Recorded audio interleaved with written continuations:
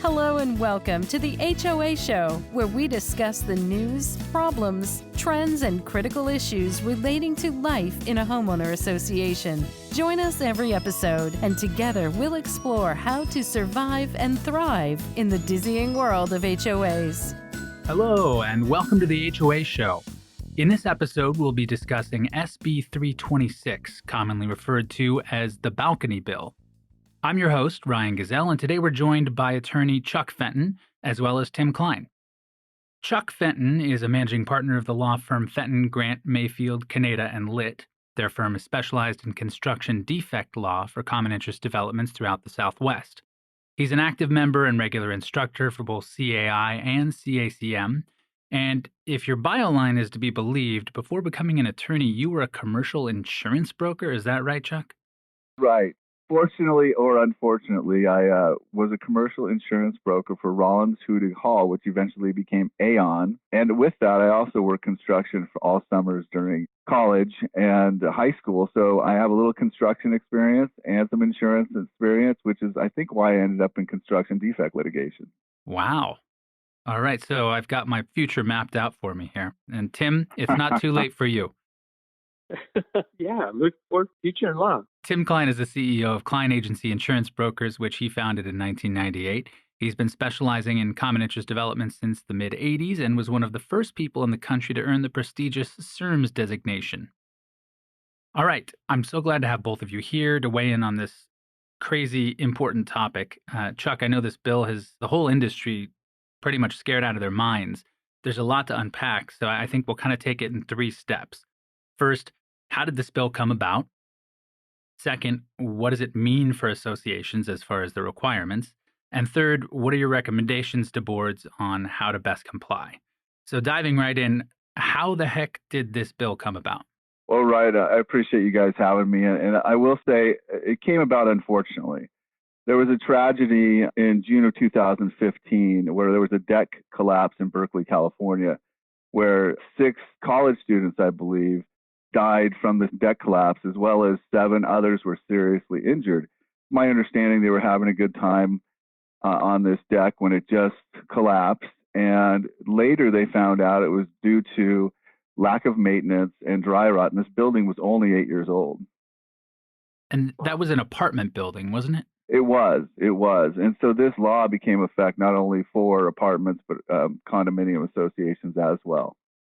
And unfortunately, we were unable to get it removed from the condo association requirements, right? Right. And, that's the source of contention with a lot of people. Some people think, well, this was a typical overreaction by our legislature, and others believe that this was a necessary step by our legislature. And I think the listeners will be able to decide once we're finished talking about this today if it's overburdensome and it was really a step that needed to be taken. Because as you know, there's plenty of laws on the books that could take care of what actually happened, meaning negligence, breach of failure to maintain, and issues such as that, which there's claims that the people that were injured and the families of the deceased could make against the apartment owner. But adding all these extra steps, some people think it's too much. Chuck, we refer to it as the balcony bill, but it's really decks, walkways, stairways, anything that's above the ground. That's true. And I think that gets us into Ryan's second question, meaning what are the requirements going to be? And Tim, you're exactly right. So when you talk about what is to be inspected, it's really exterior elevated elements. So not only decks and balconies, but you're talking about all load-bearing components beyond the exterior walls of the building. You're talking about not only decks and balconies, but stairways, walkways, and the railings. And it has to be constructed primarily out of wood. Steel decks aren't applicable to this piece of legislation. And the reason it's important in a condominium association is the deck itself is usually a common area. Right? It's a maintenance responsibility of the association, even though that deck may service an individual unit. It is. Most of these decks are common area. And if they're not, they're exclusive use common area that usually the association takes the responsibility on. Now, that's an interesting question of what's going to happen now. I think documents may be written differently now where they make the individual responsible for these decks. We've seen that in many other components in these condominium projects over the past decade where developers now are sometimes making the roofs above the units the responsibility of the owners, as well as plumbing within the walls, which we never saw, 15 years ago. So if developers going forward in an attempt to skirt this requirement would require the individual owners to be responsible for maintaining, repairing, and replacing those balconies, wouldn't that mean that every single owner would have to pay to have this inspection done, as opposed to the association, pooling their resources? That is correct. Well, I guess that we need to jump into what the exact requirements are. What are they? How many years? So starting in January 2025, these deck inspections need to be completed. So that's the first requirement. The second is it needs to be completed by a licensed architect or structural engineer according to a randomized list of components.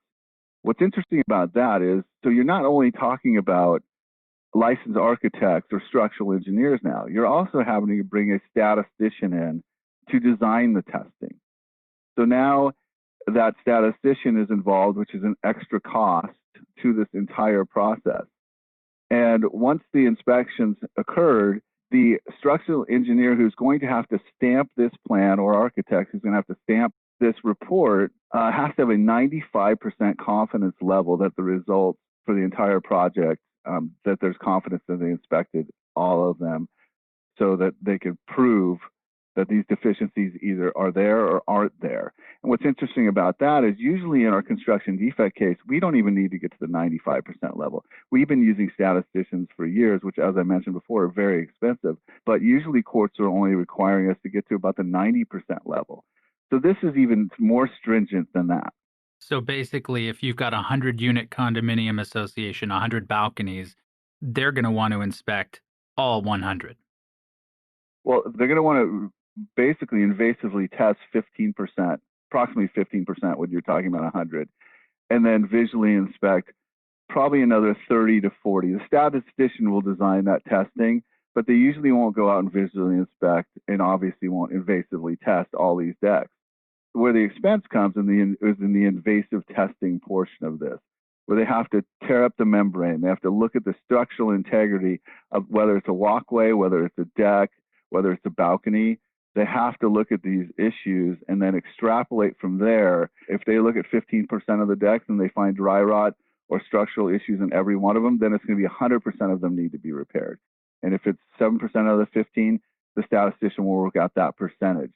So they won't really ever visually inspect about 100%, and they won't invasively test probably more than 15% of whatever the amount of decks they're looking at.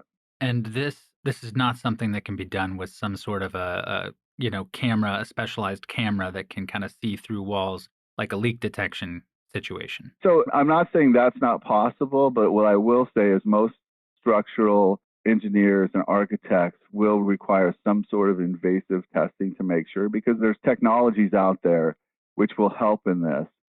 And that is going to be left to that structural engineer or architect to make that decision. It does not say they have to do invasive testing, but I will tell you from the structural engineers that I'm dealing with and the architects that if they're going to put the stamp on it and they're going to be responsible for it, they're going to make darn sure that they've done everything they can. It's their butts on the line, right?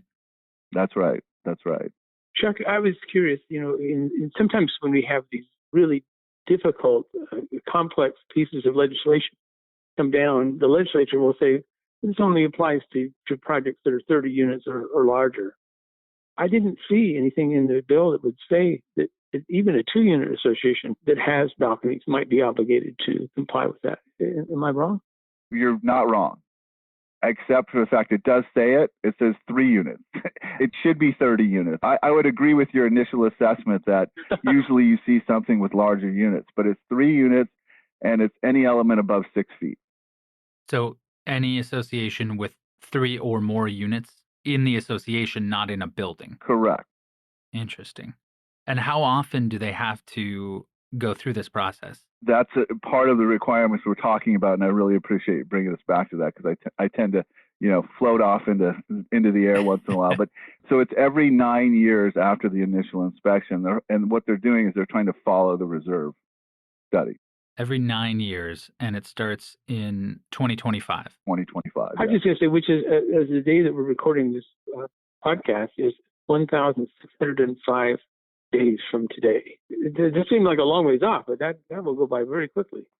Chuck, you brought up the reserve study. You said that every 9 years to try to go in line with the reserve study. What do you mean by that? As you know, the associations are required to have their reserve studies. I believe it's every 3 years or so to fall in line with when they would have to do their reserve study.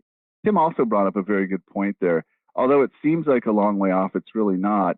And what associations need to be doing right now is they need to be setting a reserve line and starting to put monies into this reserve item for this inspection, because this inspection is not going to be cheap. For a 100-unit inspection, it could be something like $2,500 to $5,000 per deck or per walkway that they have to inspect. So this can get very expensive. Wow. A 100-unit project, they could be talking about $75,000 for this inspection. That's due in 4 short years. Correct. Now, I do think that by then they'll have a better take on how to do these inspections. But the structural engineers and architects that I've been talking to and right now are looking at that amount of money to do these inspections. And there's obviously going to be a mad rush as we approach 2025.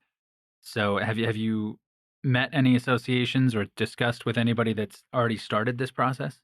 I have, and I will tell you that one of the benefits, if there is ever a benefit of going through a construction defect claim, is I know myself and others in the industry that are handling construction defect claims are offering to fulfill this inspection because we're out there doing destructive testing anyway. So some of them are going forward as part of their construction defect claim and doing these inspections. But if you're an older association, that's not going to happen if you're over 10 years. So you're basically going to have to really look into your reserves. And I don't think many or any of them are actually doing the deck inspections yet. And given the expense, I'd imagine that many associations will need that full 4 years or so to save up the money to do this. They will. And if there's one thing that the corporate counsel lawyers and obviously their community managers can do is start advising their boards of that. I think it's extremely necessary that they do that. Chuck, I was curious. There is a provision in the law, as I understand it, that restricts or prohibits provision in the CC&Rs that would preclude the board from taking on a construction defect claim against the developer. But it doesn't have any impact on the statute of limitations. Is that right? Under SB 326, it has two parts to the legislation. One is the balcony bill, and the other is whether membership has to take a vote for a construction defect claim. Obviously, those are two separate issues. But under SB 326, we were able to change the law to where there's no vote requirement any longer to move forward with a construction defect claim. The members don't have to vote on it. It's a board decision. Interesting. Well, that's good for you. Yes, and it's actually good for the community as well. It's obviously my opinion that those provisions were put in there to try to stand in the way of an association in moving forward with a claim for construction defects. Because as you know, unfortunately, we have tremendous apathy in communities with voting most of the time.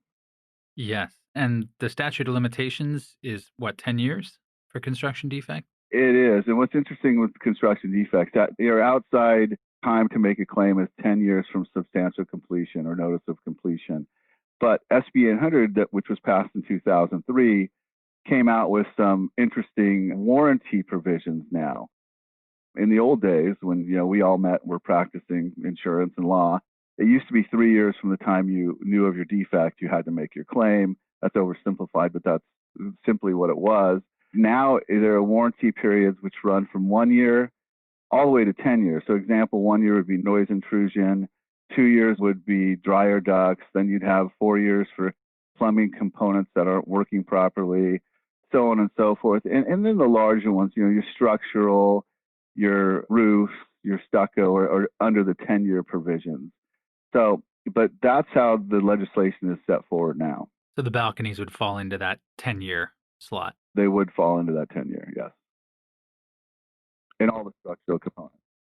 So what are you recommending to boards on how best to move forward with compliance? Well, what I'm recommending is just what we talked about before. Let's start saving for reserves within the next few years. Let's create a plan.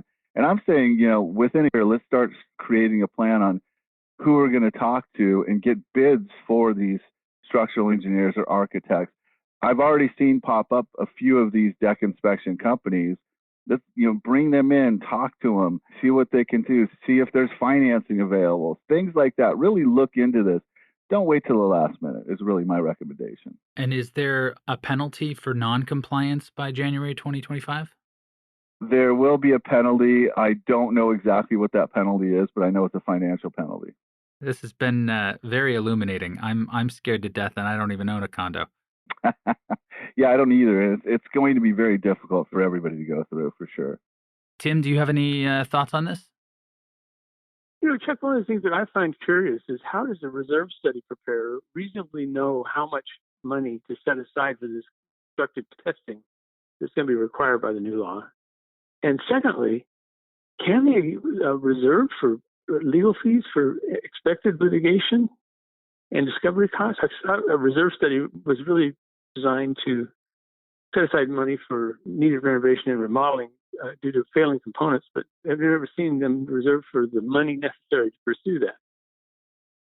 Well, what's interesting, no, they don't reserve for litigation, but yes, the reserve studies are never really for repairs. They're for maintaining the association. And this would just be a reserve amount for a maintenance item of investigation. So it's not so much litigation, it's more so for maintaining these components is the way the reserve analysts are going to look at this. And so for communities that maybe were built 2015 and sooner, they'd want to look into this as soon as possible before that 2025 or that 10-year time frame elapses, right? Absolutely. They're really going to want to start reserving and start bringing in these deck inspection companies or a structural engineer architect that they know to design a plan on how to go about this, because you're not going to want to do this last minute, as we mentioned, and you're also not going to want to, jump right into it without investigating which structural engineer, deck inspection company, or architect you're going to use. I guess my point was just that, if you've got to have this done anyway, you'd want to do it sooner than later if you're on that bubble of the 10-year mark, so that if you do need repair work done, then you can go after the developer. Correct. Absolutely. If you're under the 10-year mark, this is an inspection that you can talk to a lawyer about. And we have structural engineers, obviously, and architects we work with on a daily basis, and we can help facilitate those inspections. Tim, a question for you. Do you think that most personal lines loss assessment policies might provide coverage in this circumstance? I'm concerned about that. And the reason I am concerned about that, Ryan, is most loss assessment policies follow the perils provided by the underlying policy, the HO6 in this case. And so most HO6s have latent building defect, poor materials, workmanship, those type of exclusions. So it really depends on the adjuster. My advice would be for an individual homeowner who is special assessed for this type of circumstances, definitely to submit it to their agent or broker and have a claim tendered. But I'm not really very optimistic in terms of coverage. Chuck, one of the things I had a question about from an insurance perspective, one of the things I'm anticipating in terms of litigation, is as we get closer to that January 1, the 2025 date, owners who are trying to sell their units are going to have an obligation to disclose, I think, the status of this destructive testing. And that's a great point.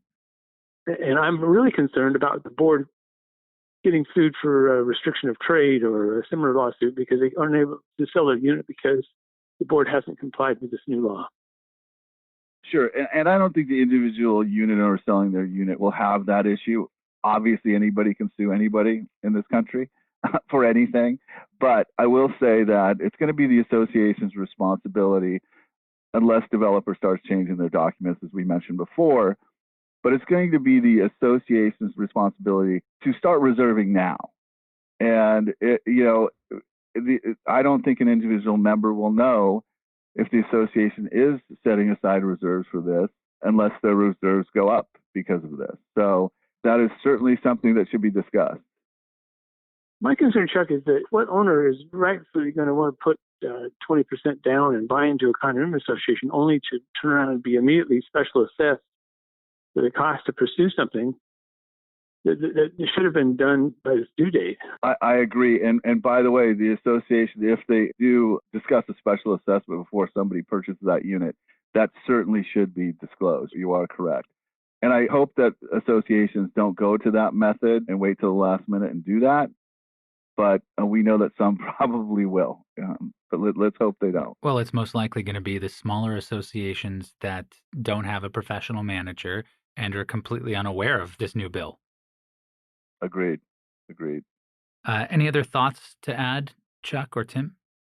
You know, a little bit of what happens once the inspections are completed. The retained structural engineer or architect, their report has to contain a few things. One, it has to identify the building components comprising the load-bearing components associated with the waterproofing systems. It has to explain the current physical conditions of the load-bearing components and the waterproofing systems, including whether the condition presents an immediate threat to the health and safety of the residents. It also has to explain the expected future performance and the remaining useful life of the load-bearing components and the waterproofing systems, and recommendations for any necessary repairs or replacement of the load-bearing components and associated waterproofing systems. I think I mentioned before as well that once the inspector stamps the report and gives it to the association, they also, if there is an emergency repair that needs to take place, they need to immediately get that to the building department. If there are other necessary repairs, they have a reasonable time to get it to the building department, but they also have to send it to the association and the building department. So both of them. Interesting. And Tim, what do you think if a balcony was found to be an immediate danger, posing an immediate danger, it's not safe, and the unit gets red tagged? Do you see the HO6 carriers paying for that relocation or cost of living in a hotel and dining out while they're unable to live there? It's a great question, Ryan. Like the loss assessment coverage, the loss of use, or if it's a absentee owner, loss of rents coverage is tied to the perils being provided by the HO6. So if the HO6 excludes, this construction defect, latent building defects, poor materials, poor work materials, then I would anticipate they would not cover the relocation, which could take months, I think, by the time they pull permits and get bids. And similarly, Chuck, you wouldn't think that the association would be responsible for paying for that owner to live somewhere else, right? No, I would not. But I will tell you, the owners will be expecting likely their insurance coverage either through the association or through their own carrier for their separate interest to take care of it. So, Tim, yeah, that is going to be an issue that you may have to be dealing with down the road. And it'd be a good topic to discuss with some of the underwriters. Yeah. One of the things that's interesting to me, Chuck, is that we talked early on about a trend apparently that you've seen where new associations are having their governing documents drafted in such a way to pull the maintenance repair responsibilities for this exclusive use common area balcony back to the individual owner and not on the shoulders of the association as a way to somehow protect the association from liability. But are you recommending that? No, I'm not recommending that at all. And I actually think it's a failure on the developers and the lawyers that are writing the governing documents for these associations in actually creating what's not a condominium project anymore. And so many of these documents are doing that. They're trying to create, single family home rules under condominium projects. And it's in complete difference between what the code calls a condominium and what the documents are now calling condominium associations. So we have a divergence, and we've had these problems over the years in dealing with these issues. And there's some great court cases on it where, the documents have said that the plumbing is even individual owners. And Dover Shores is an interesting case which said no. What Stanley Feldstadt argued at the appellate court level, which actually said no, if the water's coming in through the common area to the building, then it's a common element and not a separate interest. So there have been some good court decisions out there helping associations and condominium associations specifically with the way these documents have been written. That's encouraging. So what about brand new buildings? Yeah. If you're built after 2025, are they going to be required to do it starting 9 years from the time they were built? Very, very good question. And as of 2025, new buildings have 6 years to do their inspection. Even less. So from their certificate of occupancy, they're required to do it within 6 years. Well, this has been a fascinating discussion. Did either of you have anything else to add before we wrap it up? Chuck, your knowledge about this bill is fantastic, and I certainly appreciate all the help on it. I've learned a lot on this podcast about the bill that I didn't know, and I think it will also be kind of a trigger for boards to look at the construction defect issue in general. I mean, now they have to, right? They have to address it. You know, they really do, and that's a very, very good point, Tim. You know, that's one. Well, I was going to say that's one of the failures of this bill, but with my practice, it's certainly not a failure. With what this is actually going to do, I believe, is create more claims of construction defect because they have to do these inspections within 6 years of, you know, all new projects being built, obviously with 9 years from 2025. But what's interesting is, you know, that's exactly what this is going to do, because you're going to find, and decks are one of the hardest things to waterproof. They're one of the hardest things to structurally build. We find more problems with decks as construction defect lawyers than most other components in the building. So this is a great law because we're going to hopefully fix those decks before we create another problem like this, but it's also going to create more litigation, which nobody really wants, except lawyers. That was a question that I had. So you have seen other balcony situations of construction defect, not just the one up in Oakland. You can ask any construction defect law firm out there or lawyer out there. This is an issue with most of our construction defect claims. Decks, windows, plumbing are usually the biggest issues we see. And what's interesting about it is they're invisible, effectively, right, to the eye. I mean, unless you open up the stucco and get up in there, how can you know that it's even occurring? That's a great point, Tim. You know, sometimes you'll notice a spongy deck. Sometimes you'll see staining underneath it. But really, it's the trained eye of the architect or the structural engineer that's going to see it. And many times, you know, I will tell you, I had a case in Irvine, you know, 15, 20 years ago where they had just repainted the building. And we're looking at it and saying, well, this looks beautiful. There's really no problems out here. Well, the association said, no, we were having problems before they came out and painted. They said they took care of it. We'd like you to test, you know, some of these decks and some of these stucco areas. We opened it up, and behind the beautiful paint, these decks were completely dry rotted out. It was a 320 unit condominium project, and out of 320 decks, I think we had to redo 270 of them. But you couldn't see it because they had just repainted. So once in a while, that does happen. I guess going forward and in summary, the first thing every association should do is start reserving. Do that immediately.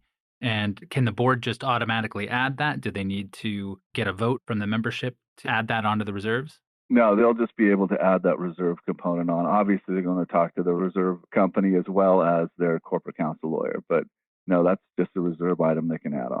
And then the second step after that, or concurrently, would be to contact an architect or an engineer that specializes in multifamily dwellings. Correct.